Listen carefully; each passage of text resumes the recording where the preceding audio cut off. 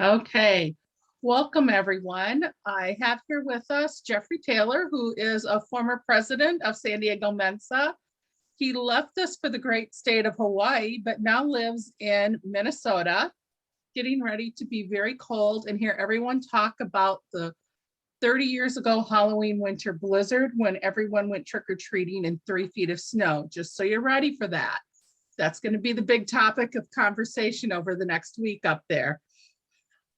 Anyway, he is going to give us a talk on Toki Pona, right?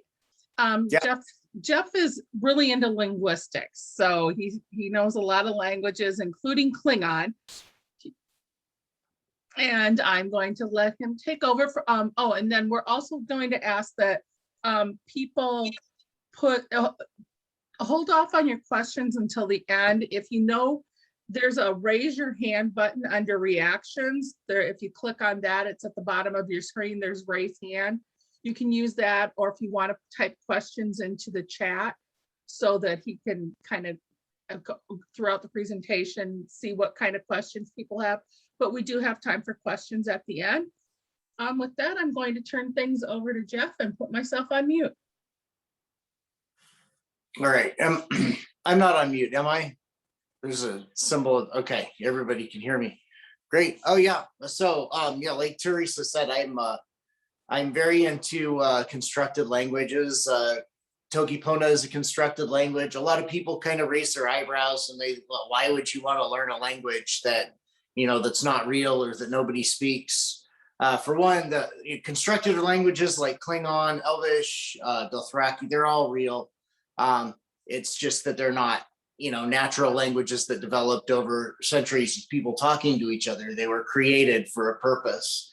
And a lot of times the people, we conlang enthusiasts find that with constructed languages, you end up being able to be good enough a lot faster than you do in a natural language. If anybody's lived in another country and tried to learn the native language, you never get as good at it.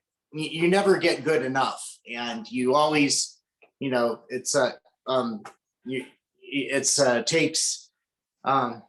There's never a point where you actually, unless you started speaking as a young child, you never get to the point where you feel like a native speaker.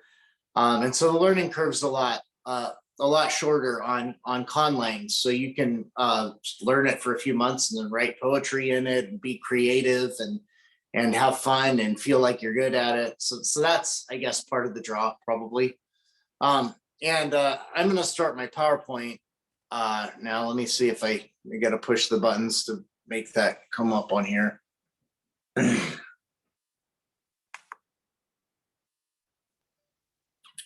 All right, I know everybody can see my screen. So especially true of Toki Pona, since it's such an easy language, you have people that start communicating on even the first day of starting to learn it, because the learning curve on this language, I think, is probably the easiest of any. Let me see. All right, everybody should be looking at my PowerPoint right now. You guys see it? It says Toki Pona, the language of good. All right. We're good. Okay. Yeah. So Toki Pona is, it means the language of good or good language. The word Toki means speech or language or talk. Pona is good, simple, happy. You see the symbol next to it that looks like a smiley face with no eyes and 3 lines above it. That's actually one of the scripts for writing Toki Pona, which we'll get into later. And so the circle with the 3 lines means Toki, and the smiley face means Pona. So that's one way of writing Toki Pona. So yeah, it simply means simple language or good language or the language of good. So Toki Pona was designed by a Canadian linguist, Sonia Lang. And you'll notice I haven't capitalized. Well, it looks like I missed the I in inspired, but in Toki Pona, nothing is capitalized. It's all lowercase letters to keep it as simple as possible. So it's about 120 words. So that is, it's somewhat flexible. The Toki Pona community, every once in a while, a new word will emerge, and then there will be a lot of controversy, like, wait, do we really need this word? And other people will be, that's not a real word. That wasn't in the original book. And other people will say, well, if you don't have a word for like for square, then how are you going to say? And so and it's an ongoing discussion. Most of it's on Discord. All right, but Sonia was inspired by Taoism, and she decided at one point, like, to try to figure out uh, how small you could make language and still use it. So the way she puts it on her website, she attempted to understand the meaning of life in 120 words. So she took a long time to try to figure out what words you really need, what words can do double duty, the way how to simplify the grammar, and what she came up with was pretty ingenious. It's a very simple, very easy to learn grammar, a vocabulary of words borrowed from several languages around the world, and some of which you'll probably recognize. Toki, for example, obviously comes from talk, and Pona comes from Latin bona. And so she came up with this very compressed language that is actually covers enough. It's flexible enough that you can have conversations in it. I kept a diary in Toki Pona for a little over almost 2 years, and I would go back through it and read it like later to make sure that the way that I'd written it was intelligible. Because that the problem with having a minimalized language or minimalized anything is when you go back and read it again, are you going to understand it? Are you going to know what you meant? So I can vouch for it that yes, I about 95% of the time I could understand what I meant when I was writing in my diary. I actually spent some time this summer teaching my kids Toki Pona. So we had lessons in the morning. They all loved it, but they picked up on it pretty fast. So so it was a lot of fun. You can say a lot with 120 words. So let's look at how many words do we need. So what do you have to do to simplify a language to 120 words? Well, you don't use several words for the same basic idea. So you don't have a separate word for say, talk, tell, ask, speak. In Toki Pona, it's all Toki. Toki is anytime you communicate something, usually vocally, but it's basically any kind of communication is encompassed in the word Toki. So asking, telling, speaking. It's also used as a noun to mean speech or language. And that you can see over here the hieroglyphics. There have been a couple of different scripts developed for Toki Pona, mostly for fun. 99% of the time, everybody uses Roman letters, but after you learn the 120 words and you memorize the grammar and you get good at communicating in it, you end up wanting to branch out a little sometimes. So that's the symbol at the top, the face. That's the symbol for Toki.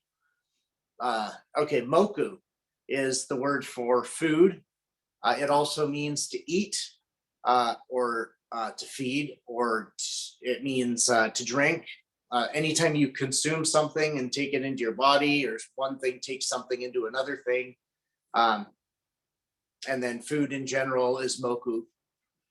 And the symbol for moku is that kind of lumpy, it looks like it's a lump with like 3 bumps at the top.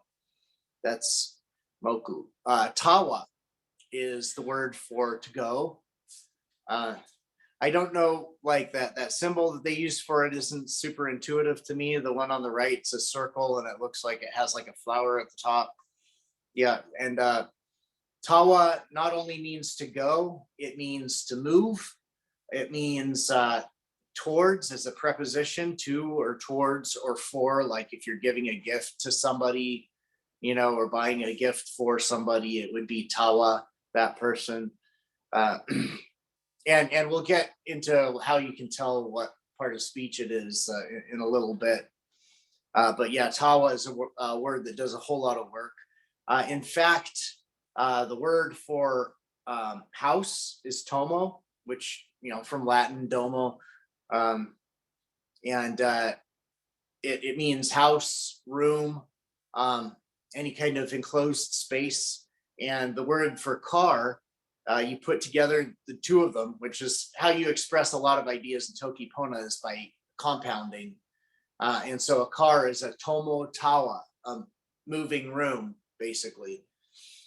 And airplane is a tomo tawa sewi, or a tomo tawa kon, which means like a sky car, or a moving room in the sky, or a moving room in the air.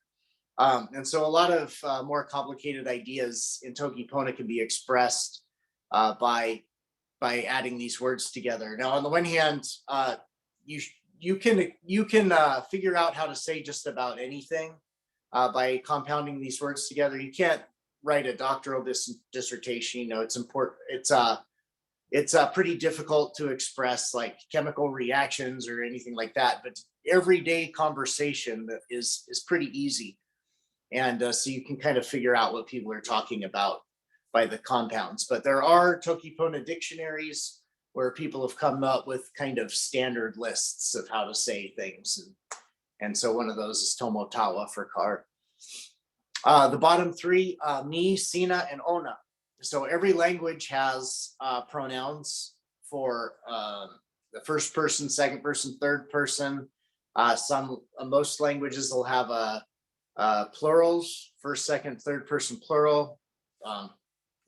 English is kind of weird for not having a formal second person plural, so we end up having to say you guys or y'all. Anyhow, some languages will have, or like English, will have multiple genders for these pronouns. Like the third person pronoun will have not only a plural, but will also have he, she, it, masculine, feminine, neuter. Some languages will have dual pronouns. In Toki Pona, they just simplified it to me for first person. So that'll mean me, or I, or we, or us, or my, or our. And then sina is for second person, you, singular or plural. And then ona is any third person, he, she, it, they, them. And you can modify those. So you can say for we, you can say ni mute, which means the many of us. You can even have a dual by saying me too, the two of us. So in a sense, it's a little more flexible than English in the way that you can just easily express a dual pronouns. But the basic of it is that there's just those three words to express all the pronouns, and you can use me to mean we. You can use it to mean plural. You usually say me mute only when you have to specify that that's what you mean. And so that's another theme that comes up a lot in Toki Pona, is saying what you need to say and not saying what you don't need to say. Now the grammar for Toki Pona is extraordinarily simple. The way that Sonia ended up deciding to do it is by using markers. So you can, instead of having words conjugated, or instead of having sentences have to go in a certain order, she used markers so that you can tell what part of speech any word is. So usually you put the subject at the beginning of the sentence, although there is a marker, we won't get into it today. There's a marker you can use to put the subject in other places. Li will mark the predicate, and usually the verb, and a marks the direct object. So when you say like soeli is the animal, li moku, so you know that the animal is, moku is what the animal is, or what the animal's doing. And so li moku, the animal's eating. And then a marks the direct object. So a kili means fruit. So Sole li moku e kili. Means the animal is eating the fruit. So you could say sole li moku, and that would just mean the animal is eating, or it could also mean that the animal's food. There's a little ambiguity there because moku means food and it means to eat. You identify parts of speech by their placement in the syntax. Adjectives are placed after nouns. So if you have a word and then you have another word after it, and then like a subject or an object, and you have a noun word after it, then it's modifying that. So waso loye would be waso is bird, loye is red. So if you say waso loye, then you know that we're using loye as the adjective red rather than like the verb to be red or the noun, the color red.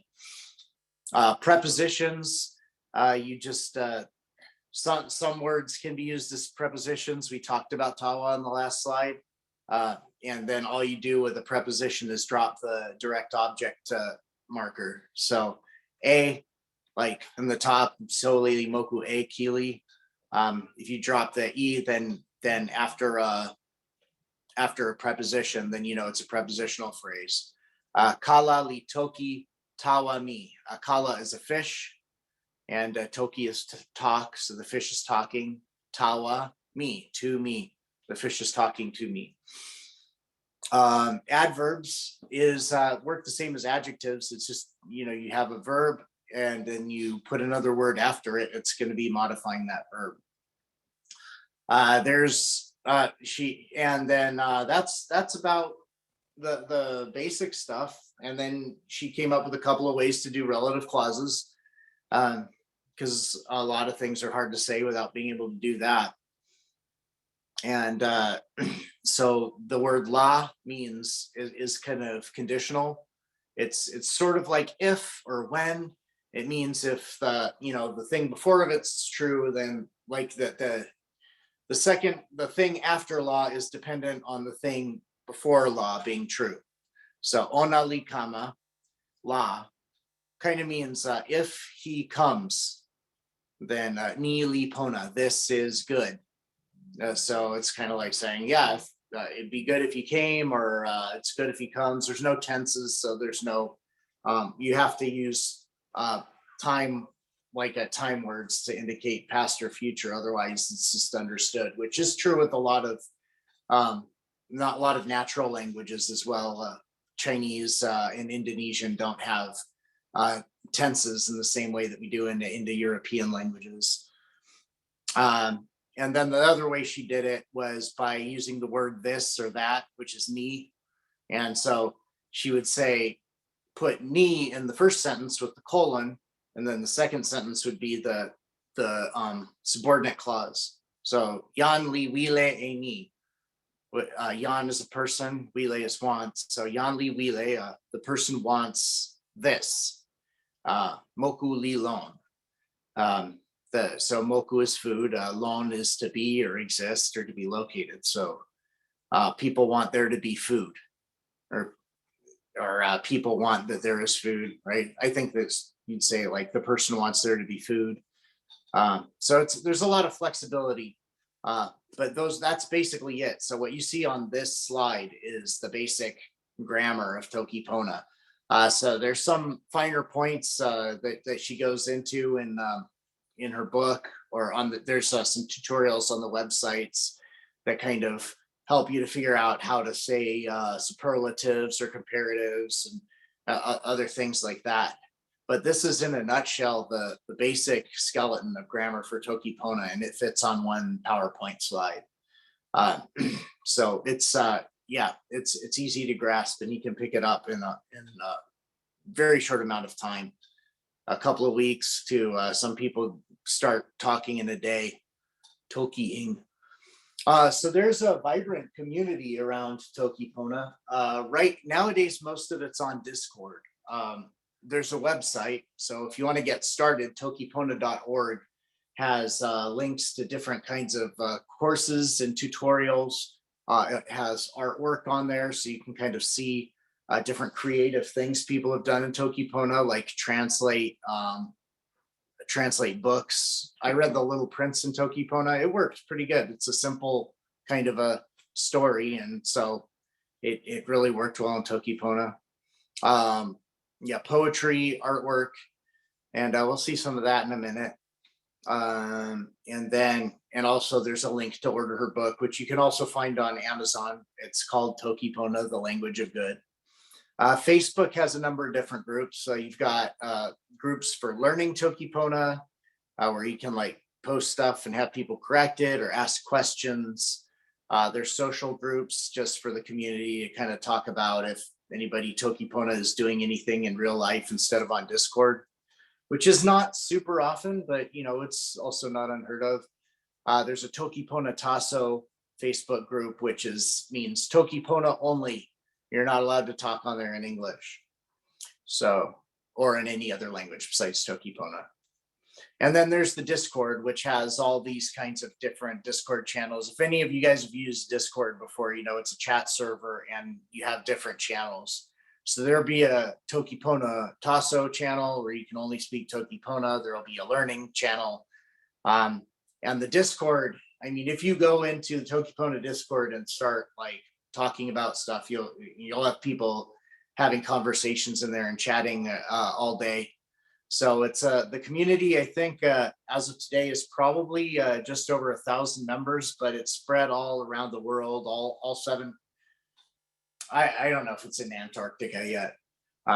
So at least 6 of the 7 continents. So it's a small growing community, very vibrant, very active, and very fun. All right, so let's see what else there is. More fun. So this is just some of the tangents that you can go off of when, you know, once you learn the 120 words and you start talking to people on the Discord and Toki Pona, and you start, you know, you get the hang of the grammar, then you think, wow, well, what else is there? And so some people have gotten incredibly creative. You can see that there's Sonia actually developed a sign language in Toki Pona.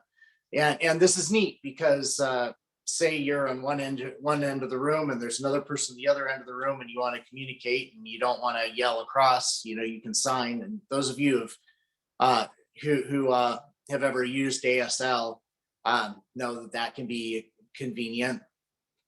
So one thing about Toki Pona that I've always thought, you know, people don't talk about the utilitarian aspect very much, but you know, obviously it'll never be a replacement for international languages like Esperanto or what's the new one, the really simple one, Interlingua. Yeah, but it is enough for most people to just communicate simple everyday ideas. So while it wouldn't be able to replace Esperanto, you could communicate with somebody in Toki Pona, like to find where the bathroom is, or to maybe figure out how to order your food in a restaurant, or to ask a basic question. So I think that if it ever did get to where a lot of people spoke it, that it might have some sort of a role in international communication.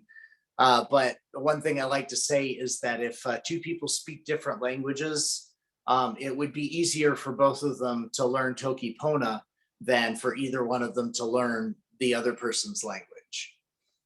If you want to get 2 people talking faster. And you could say that too of the sign language. So if you want to be able to communicate with somebody across the room in sign language and you don't want to learn ASL, Toki Pona might be the shortcut you're looking for. On the far left, you see this kind of cursive looking script.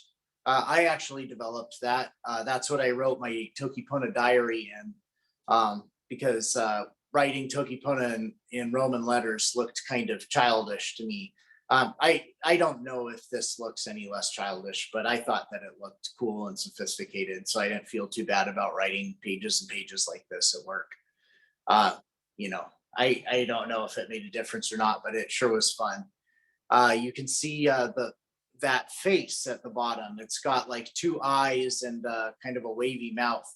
That's some of the artwork that people have done. That's using a Toki Pona hieroglyphic set. that Sonia came up with. So it's the same one in the top right corner.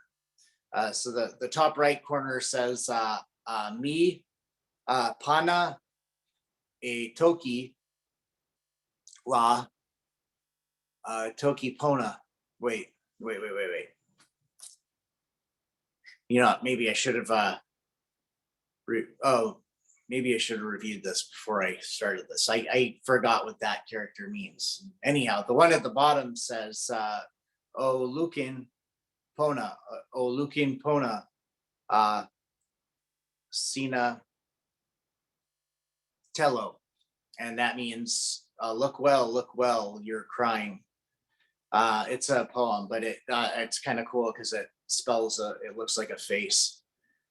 Anyhow, the bottom right, you can see the hieroglyphic set developed by Toki Pona enthusiast John Gabel, which is a non-linear script, and it's kind of fun. You know, you kind of smush the different characters together and make pictures.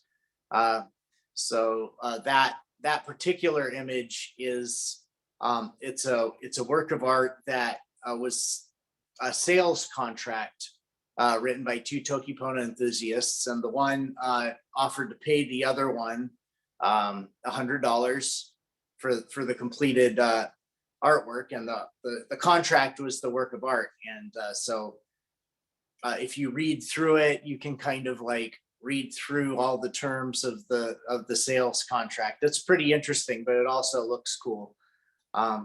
So the one above it, that's the back of my calf. That's a Toki Pona tattoo, and it says "O Pali e Pona, O Weka e Ike," which means do good, avoid evil, more or less. That's what it means. Toki Pona, you can interpret a lot of different ways, but that's my favorite way to translate that. Yeah, so there's all kinds of fun that you can have with Toki Pona, and this is just scratching the surface. Let me see. I think that's the last slide.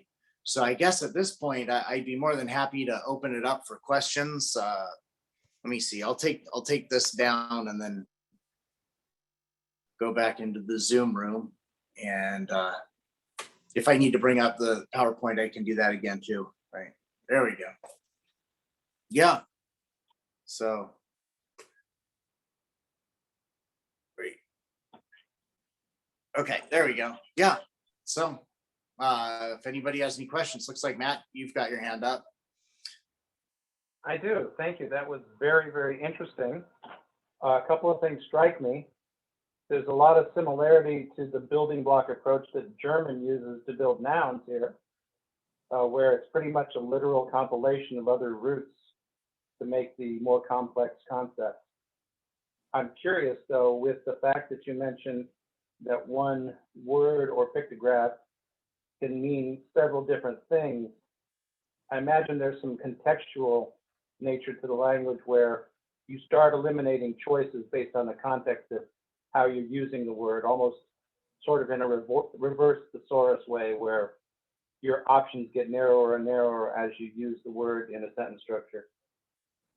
Well, absolutely. So it's a very context dependent language. When you're writing in Toki Pona, if you're writing anything that you expect somebody else to be able to read, you have to be very specific with your modifiers to make clear what you're talking about. So you end up with like a lot of longer strings of nouns with modifiers. But when you're talking in normal conversation, once you figure out what the solely is an animal, right? So once you figure out which solely you're talking about, then you just use that word, and the context makes it clear what you're talking about. So yes, that's very true.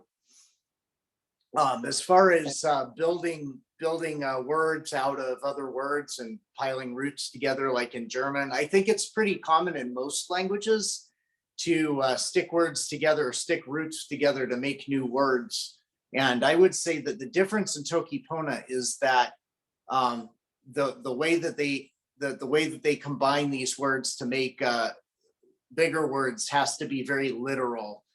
So there's not a lot of a lot of times in a natural language, you'll have either a figurative or maybe not even an obvious connection between the root word, like the word responsible, for instance, comes from, and in German that's verantwortlich. And both of those words come from the word respond or Antwort, answer, which, it means that you're answerable for something, but that's not intuitive. You can't automatically assume that because, that you build that word out of those roots that it means, what we use it to mean. Whereas in Toki Pona, it's almost a rule that you have to build compounds that way. So yeah, did I address your questions? Oh, they silenced you. Sorry, man. All right, San Diego Mensa, which is some. And we don't silence at this point. People can mute and unmute themselves.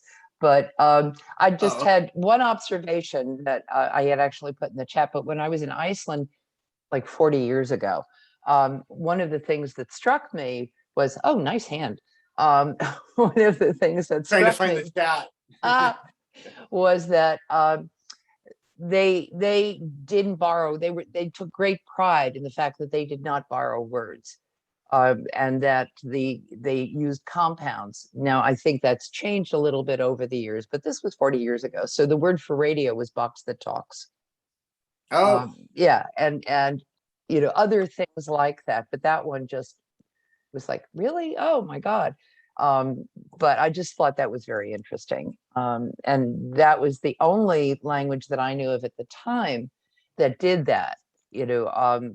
So they were very proud that they didn't use television, and they didn't, use a lot of the words that kind of crept into other languages from English. So, and that their language was still very pure.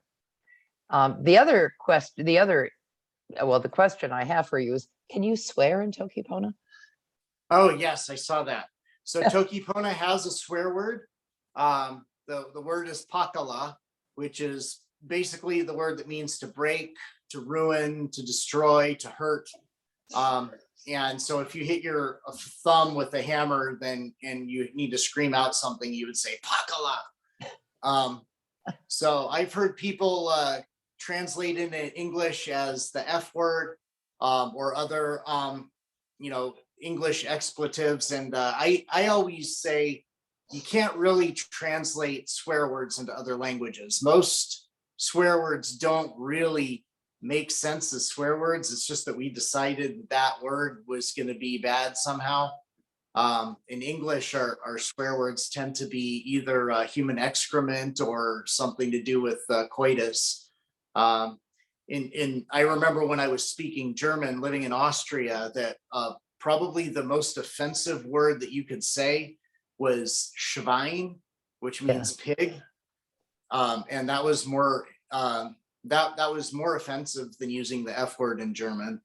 So that was a little surprising. And I know other languages I know a common swear word in Chinese is mada, which basically means mothers. So it's you can't really take a swear word out of a language, and that goes for Toki Pona too. It's pakala is the swear word in Toki Pona. It doesn't mean anything in English besides the thing that you say when you hit your thumb with a hammer. Right. So yeah. It's a good one to use though, because then nobody will know what you're saying. So I like that. Oh yeah. Yeah. I actually I had a habit a few years ago of just swearing always in German or Chinese. Yeah. Nowadays I usually say rats. Yeah. Yeah. I used to swear in Dutch. Thank you. Yeah. Teresa. Yeah, so I just was going to say, when you were talking about in German, when I studied German, I was told that calling a person any sort of an animal was the equivalent of calling them a motherfucker.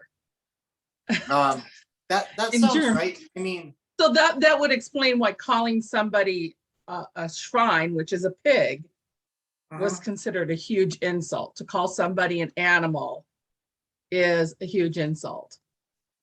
Right. I mean, they used sow, which is a female pig, or hund, which means dog. Yeah, and those were other offensive things to say. So yeah, that sounds about right. As in Schweinhund. Yeah, Schweinhund, you can say too. Yeah, cow, right? That's another one. Yeah, I didn't think about it that way before, but no, it really rings true. So yeah, yeah, swearing is I don't know, it's a funny thing. Who decides which words are bad or not? You know, I mean, let's see, what else? Do we have anything else in the comments? Well, let's see. Yeah, you were saying about Icelandic. That was interesting. I never I'd never tried to learn Icelandic, but I know that French they try to keep the language really pure, but they aren't very successful. And so they have words like weekend, which, doesn't sound French at all, but they say it all the time. But they do call a car a voiture, or a computer. They won't say anything that sounds like computer. It's l'ordinateur. But yeah, then words from other loan words slip in all the time. So, yeah. What was this? Somebody else said something interesting in the chat. That's my hand going up is me trying to read the chat. Roman alphabet reminiscent of Tagalog. Yeah, I've heard that. I've heard people say it looks like some kind of a Polynesian language. I was in Hawaii when I was, well, no, I think I learned it before Hawaii, but most of what I was doing in Toki Pona was in Hawaii. And yeah, I did. I can vouch it does seem Polynesian, especially since it's mostly consonant vowel, consonant vowel. Let's see. Swear words go from DEFCON 4 to 1. German Scheiße is softer than shit in English. Yeah, I mean, that's true. And really, the fact that we use words for human excrement as deeply offensive words in English has been puzzling to me. In German, they use the word Scheiße to talk about like a baby. They say, "Oh, du kleine Schatz," just as something cute to call a baby. So I thought that was funny. Yeah, but yeah, it's who comes up with this stuff. In Toki Pona, at least it's intuitively something bad, destruction, pain. Yeah. Anybody else? So let me see. I have heard of exercises where people will get together and well, I've heard of this happening at least once, and it happened in London, which has an extraordinarily high concentration of du kleine Scheiße. Yeah, they say that.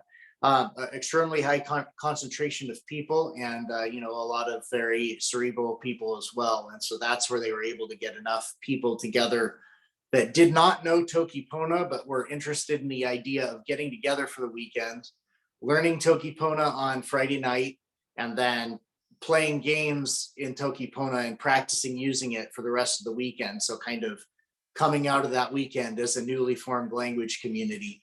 I always thought that sounded like an incredibly exciting and interesting thing to do.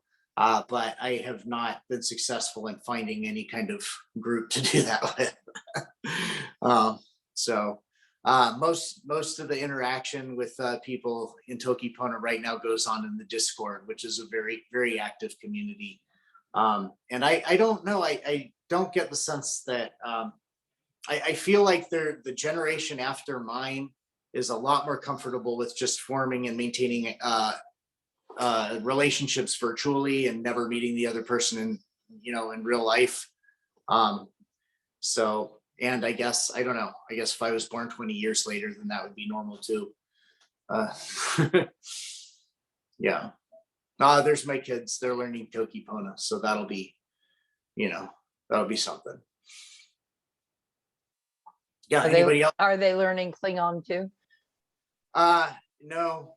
So Klingon is surprisingly easy. I started learning Klingon as a joke, just because, I used to, I've always been interested in languages, and somebody was making fun of me at work and, saying that I spoke Klingon. And so I went and looked up a few words and phrases so I could just kind of go along with the joke. And I ended up getting hooked. It was so interesting. It's really easy to learn Klingon, but it's not like Toki Pona. There's hundreds of Klingon words as opposed to, just less than 200. It's a very complete language. I mean, so I have gone to like Klingon Zoom meetings and stuff, so you can have conversations in it. It's pretty fun. There's books. Hamlet was translated into Klingon. Tach, tach bet, ach, mutle fam verkelnish is how you say to be or not to be. That is the question. Matt, you got a question? Are you able to hear me?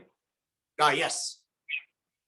I didn't want to go there, but since you brought up Klingon, I was always very enamored with a particular Star Trek: The Next Generation episode entitled Darmok, where Picard and another captain are placed on a planet to face adversity and have to learn each other's language. The difficulty being that the aliens' language was entirely contextual, something that nobody else who was outside of that society understood. Have you come across real today languages that have a similar contextual basis in their mode of expression? I would say that English actually has a lot of that. And so I noticed this when I was living in Austria, that in Austria, people don't like quote movies like we do in English. There's a lot less of just like, saying things in a reference to a movie or a TV show. In America, we have jokes that everybody's supposed to get because you say something the way that like Seinfeld said it or something. There's a for some reason in America especially, we love our references to popular culture. We love like referring to saying something that happened in a movie or in a TV show or in a song or some kind of famous like news event, like so a lot of those things I found, especially when I have friends, if I meet somebody from another country that's not very proficient in English and they don't understand what people are talking about, and a lot of times it's because we do that. We use contextual, context dependent cultural references that the majority of Americans would get, but that aren't obvious to anybody else. It was sitting right there all this time and I didn't see it. Thanks for pointing it out. Yeah, you're welcome. It's a good question. I remember that episode. It was that what was it like? Where the walls fell. Yeah. Darmok and Jalad at Tanagra. Yes. Yeah, that was it. All right. Thank you very much. Yeah, you're welcome. Thanks for the question. Anybody else? All right. Well, so if anybody else, if you want to type anything in the comments, or if you want to, I guess I could put my email address in the chat if anybody wants to ask anything later. But this has been really fun, and I hope you guys enjoyed this. I hope maybe I've helped to kind of at least spread awareness of this amazing language just a little bit more. I think it's absolutely fascinating, and I think that if more people knew about it, that it could really take off. But in the meantime, I'm just happy that I get to enjoy it. So yeah, it was a pleasure seeing all you guys and being invited here. So thank you so much for having me and for sitting through my PowerPoint and everything. And Well, Jeff, this was great. I mean, this was really fun. You obviously know your subject really, really well. Hello, And the only question I have for you at this point is, will you come back and do a talk on maybe on Klingon or another subject about with having to do with language? I would love to. Great. Do not hesitate to contact me.